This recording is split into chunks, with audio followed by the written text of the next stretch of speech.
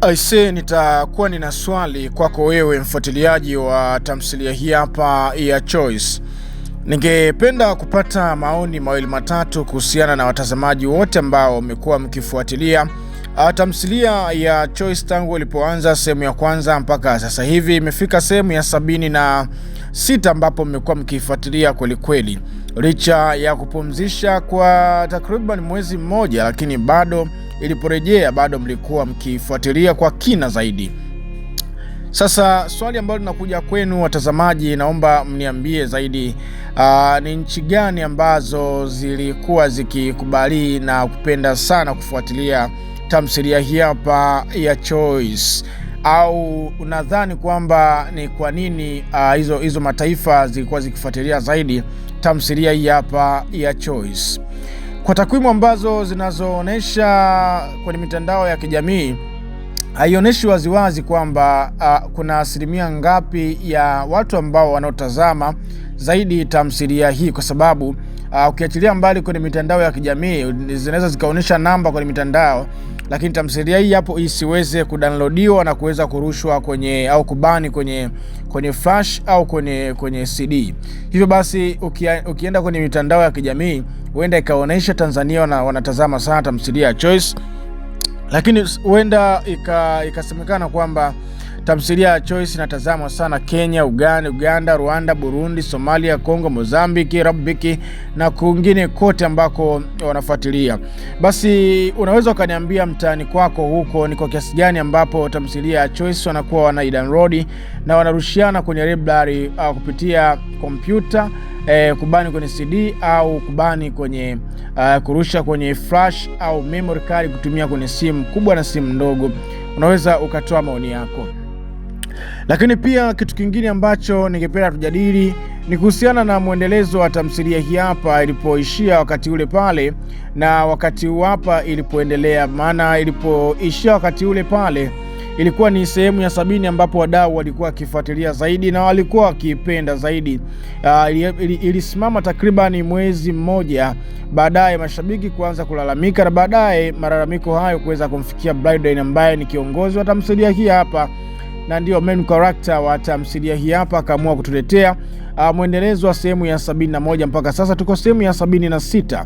Sasa unaweza ukatoa maoni yako ile season 1, yani ile sehemu ya kwanza mpaka sehemu ya 70 na hii sehemu ya 71 mpaka kufikia 76. Ni tamthilia ni sehemu gani au kipande gani au action gani za ambazo ziliweza kukubalika zaidi na wewe uliweza kuzipenda kwa kiasi kikubwa, ambapo ukilinganisha unaweza kujua kabisa kwamba hii sasa hivi imekuwa ni bora zaidi.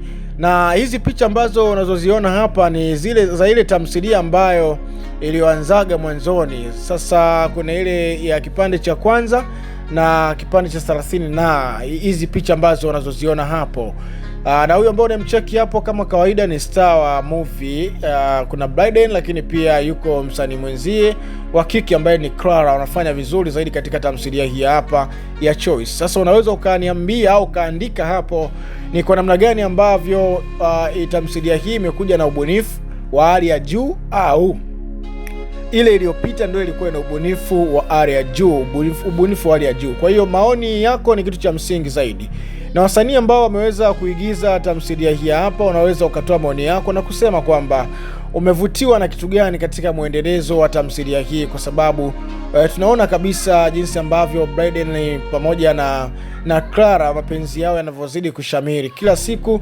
Changamoto za maisha, changamoto za ndoa zipo, lakini wanakabiliana nazo na wanazivuka wakiwa salama, hasa ukizingatia wote hao bado vijana. Unaona bwana, kwenye ujana kuna mengi kweli kweli ambayo huwa yanatokea. Sasa unaweza ukajifunza kitu kuhusiana na maisha ya watu wawili ambao wanaishi katika ndoa, na ndani ya tamthilia hii hapa anaonesha kufanya vitu vizuri zaidi na kuimarisha ndoa.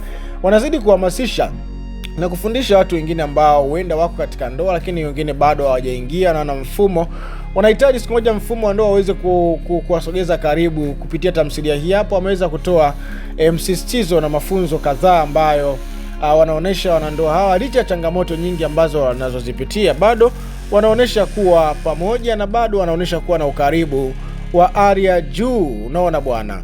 Sasa nikikukumbusha, katika episodi kadhaa zilizopita nyuma tunapata kumkumbuka msanii mmoja ambaye alikuwa anafanya vizuri zaidi na mpaka sasa bado anafanya vizuri zaidi, lakini kwa hivi sasa amekuwa haonekani kwenye tamthilia hii hapa. Ni kitu gani ambacho kilichosababisha mpaka asionekane kwenye tamthilia hii hapa, na wakati zile sehemu ya kwanza mpaka sehemu ya 70 aliweza kuonekana, lakini sehemu ya 71 tunashangaa hatuwezi kumuona kabisa, na kitu ambacho kimeshangaza zaidi. Na msanii huyo amekuwa na msanii mwenzie, ambapo wasanii wawili, yule ambaye aliweza kuigiza kama mfanyakazi wa ndani, ambapo alikuwa anaweza kuhudumu vizuri zaidi, na pamoja na Camilla ambaye ni huyo hapa Camilla, pamoja na huyo dada ambaye aliweza kushirikiana naye katika masuala ya jikoni, ambapo kulikuwa kuna mzozo ambapo ulikuwa unajiri kati ya Camilla pamoja na huyu binti. Sasa kupitia changamoto ambazo walizokuwa wakizipitia katika familia na katika nyumba moja ambao walikuwa akiishi Biden, mke wake Clara, Camilla pamoja na mfanyakazi au msaidizi wa ndani ambaye alikuwa akifanya kazi kwa siku na kuweza kuondoka. Changamoto ambazo alizokuwa akizipitia zilikuwa ni changamoto za kibinadamu, na zilikuwa zikiwafurahisha mashabiki na wafuatiliaji. Walikuwa wakipenda zaidi kuwafuatilia, walikuwa wakipenda zaidi kutazama, kwa sababu kulikuwa kuna mwingiliano wa matukio kadhaa ambayo walikuwa wakiyatenda hawa wasanii. Sasa kwa sasa hivi hawaonekani katika mwendelezo wa tamthilia hii. Imekuwa ni maswali mengi sana, wanajiuliza ni wapi aliko Camilla, ni wapi aliko binti huyu. Lakini pia kuna msanii mwingine ambaye alikuwa anaitwa Pato pamoja na yule mchungaji Feki, na pia walikuwa akipendezesha vizuri zaidi tamthilia hii hapa ya Choice.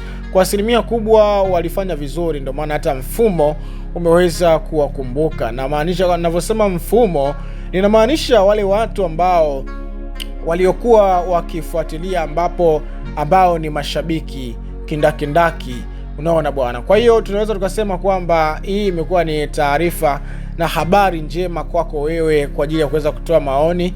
Unataka Camilla aweze kurejea tena katika tamthilia hii, ulikuwa ukimpenda, sasa umemiss baada ya kutokumuona katika episodi kadhaa. Huenda Camilla akaonekana katika episodi ambazo zinazokuwa zinakuja baadaye, lakini kwa sasa hivi bado haonekani, na hiyo imeleta maswali mengi sana kuhusu msanii huyu mzuri ambaye alikuwa akiigiza humu ndani ya tamthilia ya Choice. Lakini pia huyu binti ambaye alikuwa ni mfanyakazi aliweza kuigiza vizuri, na pia yule mchungaji Feki na wengine wengi ambao waliweza kuonekana japo kwa sini moja moja, waliweza kufanya vizuri zaidi na zaidi.